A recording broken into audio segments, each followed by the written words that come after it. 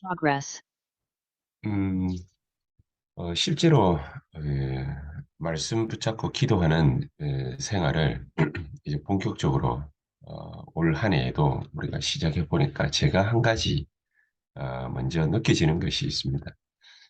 뭐가 느껴지느냐면은 새벽에 일어나 가지고 우리가 같이 새벽 기도하면서 이 특별 새벽 기도를 하면서 하나님의 말씀 붙잡고 우리가 말씀의 흐름 쫓아가면서 그러면서 기도도 중구난방으로 하는 것이 아니라 언약 안에서 말씀 붙잡고 우리가 분명히 기도를 갖다가 하게 되니까 한 가지 느껴지는 것이 새벽에 우리가 정말 언약 붙잡고 기도하는 성령의 충만함을 놓고 기도하는 그리고 내가 먼저 힘을 얻는 위로부터 주시는 그런 힘을 얻는 약속하신 부분에 대해서 힘을 얻는 그런 시간을 계속해서 갖다 보니까 낮 시간에 이 모든 생기는 뭐 일이라든지 또 내가 하는 일 혹은 문제라든지 또 여러 가지 많은 문제들을 만날 수 있죠.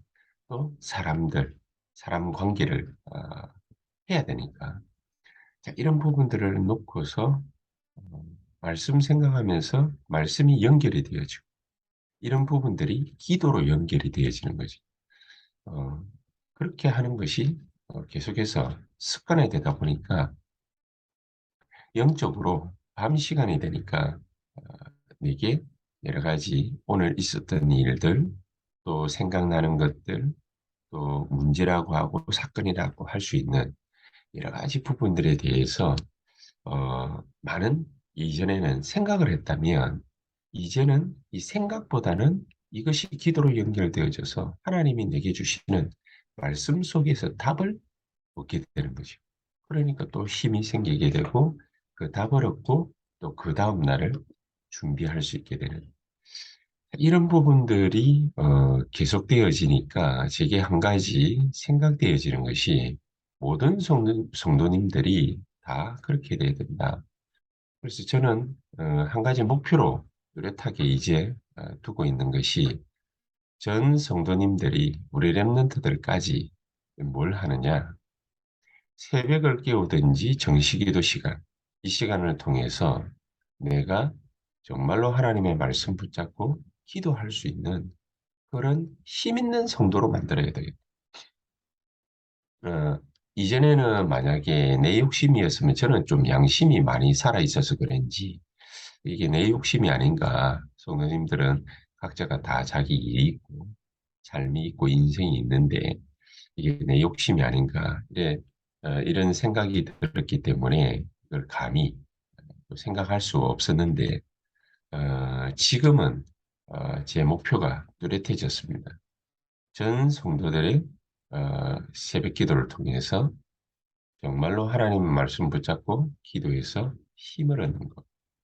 이게 가장 중심이 되어야 되겠다. 그리고 우리 전 성도님들이 예배를 놓치지 않고, 뭐, 놓치지 않는다. 소극적이죠. 놓치지 않는다라기보다는 예배에 더욱더 적극적인 그런 인물들로 만들어야 된다.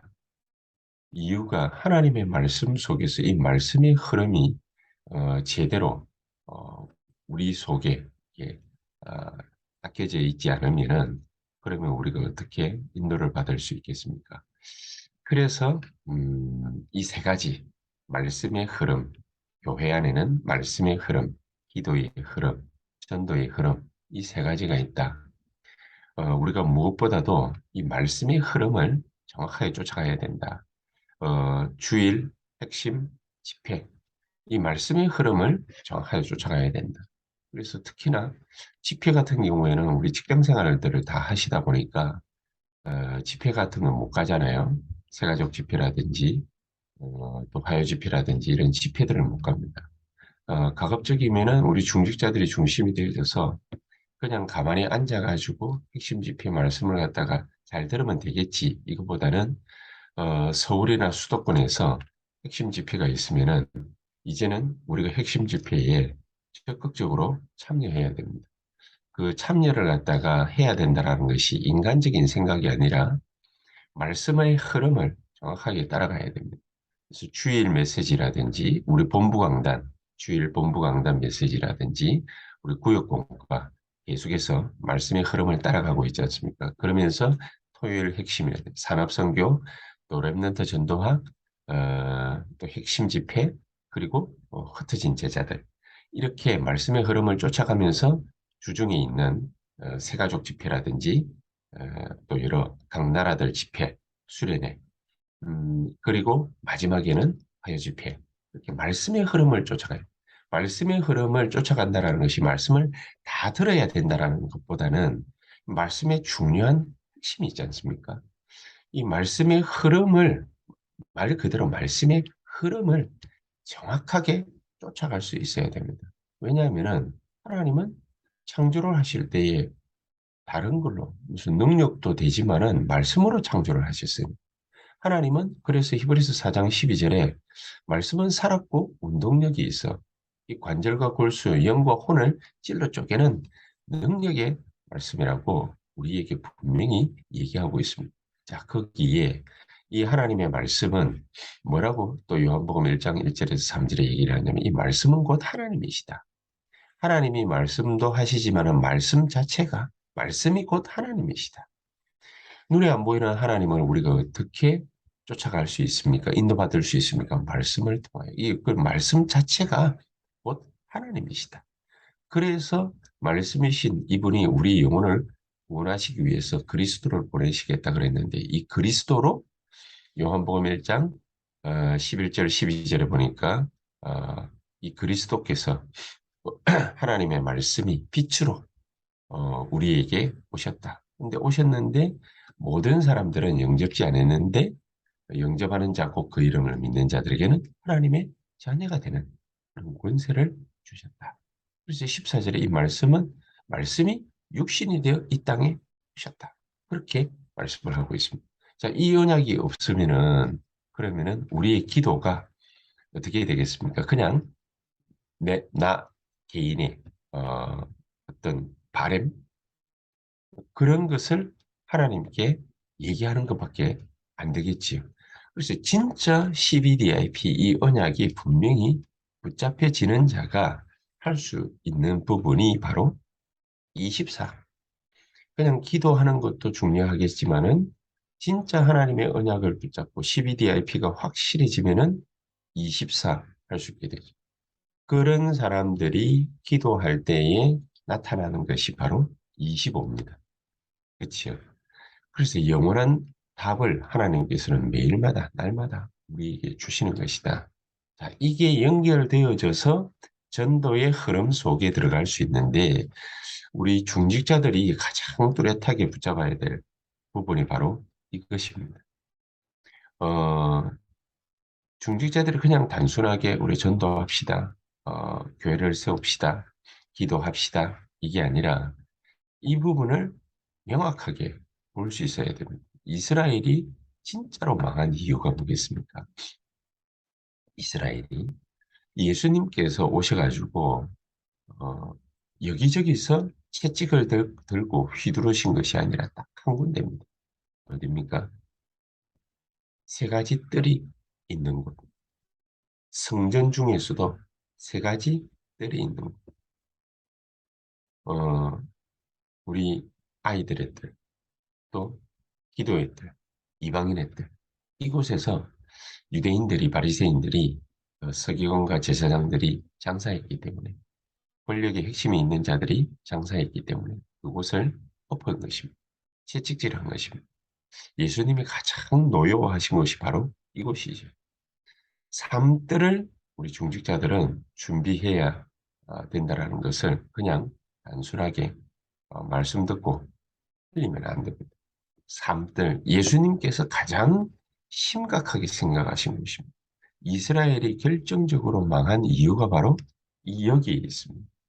그래서 전도 운동이 본격적으로 일어날 수 있는 전도의 흐름 속에 우리 랩런트들부터 시작해서 전 성도님들이 진짜 이 전도의 흐름 속에 들어갈 수 있도록 만들어줘야 된다. 그렇기 때문에 하나님이 이 흐름을 타게 될 때 우리 모든 중직자들과 산업인들에게 빛의 경제, 이 빛의 경제의 이 흐름 속에 들어갈 수 있게 하시는 것입니다. 창세기 12장 1절에서 3절에 보니까 애굽 땅에서 승리한 모든 자들은 다 이 언약 속에 들어갔습니다. 이 흐름 속에 들어갔습니다. 하나님이 아브라함을 부르셔가지고 아브라함에게 갈대아 우르를 떠나게 하시면서 내가 내게 지시할 땅으로 가라. 그러면 내가 너를 축복하고 네 후손을 주어서 후손을 축복해서 전 열방이 복을 받게 하겠다. 이 언약을 아브라함에게 주셨는데 애굽 시대에 애굽 땅에서 성공한 모든 사람들은 바로 이 언약 속에 들어간 사람들이었다. 그래서 특히나 요셉 같은 경우에 여기에 들어갔죠. 여기. 이 애굽 땅에 가서 바로 왕을 만나고 거기에서 애굽 보고만을 이뤄냈던 인물이 바로 요셉입니다. 바로 왕 만나려고 하다 보니까 감옥도 갈 수밖에 없었고 하나님은 또 이렇게 애굽 시대를 열기 위해서 요셉을 노예로 애굽으로 보낼 수밖에 없었지. 그런데 이 애굽이라는 곳에 가서 요셉이 결정적으로 성공할 수밖에 없었던 이유가 바로 이 언약을 창세기 12장 1절에서 3절 이 언약을 굳게 붙잡았던 것입니다. 이 언약의 흐름이 이 CBDIP의 흐름이 누구에게 또 전달되어졌냐? 애굽 시대의 마지막을 누가 장식했습니까? 모세가 장식했습니다. 이 언약의 흐름이 CBDIP의 흐름이 모세에게 전달이 되어졌습니다. 그래서 모세는 아예 광야 시대에 새 절기 또 성막 언약궤 이거를 갖다가 만들고 지켰던 것입니다. 전 이스라엘 백성들과 더불어서 말이죠. 자, 이것을 잃어버리니까 또 블레셋 때문에 전쟁만 나가지고 나라 잃고 또 힘겨운 시간들을 갖다가 보낼 수밖에 없었죠. 이 블레셋 시대가 도래하니까 언약 붙잡은 자 한 사람이 나왔는데 그게 바로 한나고 그게 바로 이세입니다. 자, 이 사람들이 오늘 제목처럼 플랫폼 시대를 갖다가 만들어야 된다고 그랬는데 시대마다 복음 놓쳐버리니까 복음을 우습게 하니까 정말로 하나님이 역사하시는 그 역사를 놓쳐버렸단 말이에요. 그래서 이것을 정확하게 붙잡을 수 있도록 하나님은 한나라는 사람, 이세라는 사람, 이런 사람들을 통해서 이 언약이 전달되어질 수 있는 플랫폼을 만들게 하셨습니다. 그게 바로 블레셋 시대를 또 변화시킨 것이죠. 자, 그러다가 또 우상 시대를 만납니다. 그때에 오바댜 한 명이 이 플랫폼을 만드는 그런 귀중한 역할을 또 감당한 것입니다. 물론 엘리야와 엘리사도 있었지만은 중직자 또 평신도 가운데에 이 오바댜라는 인물 산업인이 나타나서 이 복음 확실하게 붙잡을 수 있는 이 플랫폼을 만드는 작업을 성공시켰다. 그래서 하나님은 오바댜를 축복하실 수밖에 없죠. 자, 그런데 또 나라 잃는 사건이 발생합니다. 아수르와 바벨론 시대를 통틀어서 나라를 잃고 노예가 되는 그런 또 시대를 만납니다. 하나님은 이때 미리 이사야에게 메시지를 주십니다. 어떻게 될 것이다. 또 누가 어떻게 일어나서 다시 성전을 회복하게 될 것이다. 미리 메시지를 갖다가 주십니다. 이 언약을 굳게 붙잡고 결단한 인물이 바로 다니엘이지. 그래서 다니엘 1장 8절에서 9절에 보니까 이 다니엘이요. 우상에서 나오는 음식 먹지 않고 그것을 가지고서 결단을 했던 것입니다. 그런데 마지막에는 복음을 갖다가 결국에는 또 놓치게 되고 복음을 우습게 하는 그런 시대가 또 도래하게 됩니다. 바로 속국 시대지. 이때에 120명의 초대교회 성도들과 로마서 16장의 인물들을 통해서 하나님은 복음 회복케 하는 플랫폼 작업을 또 시도하신 것입니다. 자, 우리는 그래서 뭘 어떻게 하면 되겠습니까? 자, 이런 망대를 플랫폼 파손 망대 안테나를 만들 수 있는 망대를 만들어야 됩니다.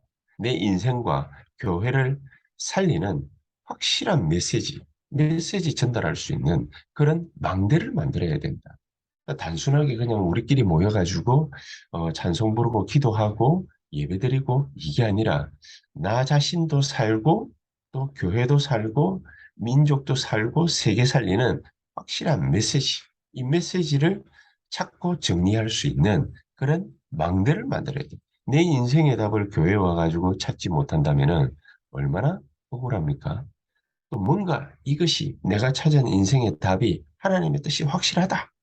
이렇게 되어져야 그래야 교회가 교회다운 그런 축복을 받을 수 있지 않겠습니까? 그렇기 때문에 가장 중요한 것이 인생 메시지. 성공한 모든 사람들은 신불신간에 가릴 것 없이 인생 메시지를 확실하게 찾았습니다. 내가 교회에 오게 되면은 바로 이 인생 메시지를 찾을 수 있어야 된다. 우리가 우리 인생 메시지를 갖다가 어떻게 찾습니까? 저는 인생 메시지를 이전에는 뭔가를 갖다가 이렇게 주를 위하여, 뭐 복음을 위하여 열심히 했지만 무조건 열심히 하는 것이 아니라 정말로 인생 메시지를 찾아야 되는데 내 평생의 기도 제목이라고 그랬습니다. 이전에 평생의 기도 제목이라고 하는데 이 인생 메시지가 확실하고 분명해야 돼. 그거 찾으려고 1차 합숙도 가고 그거 찾으려고 팀 사역도 가고 그래 훈련을 하다 계속 이전에는 받았던 거거든요. 지금은 이제는 본격적으로 우리 주일 강단에서 말씀으로 본부 메시지에서 막 쏟아지고 훈련 메시지, 화요 집회, 새가족 집회 막 쏟아지기 때문에 여기에서 이 훈련에 참여하면서 막 예배 드리면서 또 다락방 하면서 그러면서 인생 메시지를 그것을 분명하게 찾아야 됩니다. 인생 메시지를 찾게 될 때의 사람들이 여기에 와서 자기 인생의 답을 확실하게 얻을 수 있지 않겠습니까? 그래야 사람들 모으려고 하는 것이 아니라 사람들이 모여지게 되는 그런 인생 메시지를 들을 수 있는 그런 내용을 붙잡을 수 있는 그런 교회를 우리가 확실하게 만들어야 된다. 그런 교회를 그러면 사람들이 와서 이 교회에 꼭 와야 되겠구나라는 그런 생각이 스스로 가슴 속에, 마음 속에 들 수 있지 않겠습니까? 자, 이런 사람들이 모여져서 하나님의 말씀 붙잡고 기도하다가 치유되는 그 영혼이 살아나는 그런 축복을 맛볼 수 있겠습니다. 그게 바로 파수망대. 그래서 복음을 가지고서 서로 또 기도하면서 응답받은 내용들을 서로 포럼하고 또 하나님과 교제하는 이런 소통되어지는 안테나를 우리가 확실하게 만들어야 된다. 그것을 우리 한 개개인이 70군데, 우리 교회로 전체로 치자면은 2천 파수망대, 우리가 반드시 2천 망대를 만드는 그런 교회로 하나님 우리를 축복해 주시옵소서. 우리가 그렇게 기도해야 되겠습니다. 오늘 이 시간 우리 다 같이 한번 합심해서 기도하겠습니다. 정말 하나님 성령으로 우리 각자에게 역사하셔서 진정한 플랫폼을 실제로 만드는 그런 하나님의 축복, 우리에게 메시지로 명하게 전달되어지는 역사 있게 하옵소서. 우리 1, 2분간 간절히 기도하시고 우리 모든 전 성도님들이 전부 이런 2천망대 만드는 플랫폼을 실제로 만드는 교회에서 우리 새벽 기도로, 수요 예배로, 또 금요 훈련으로, 그리고 핵심 집회, 또 주일 예배로 모여지고 심었고 인생의 답을 찾는 그런 축복의 역사 있게 해 주시옵소서. 주님께서 통성으로 한 1, 2분간 기도하시고 교회와 기관, 산업 현장을 놓고서 우리 한 각자 15분에서 20분 기도하시다가 또 자유롭게 기도하시다가 퇴장하겠습니다. 기도하십시다. 전능하신 하나님 감사를 드립니다.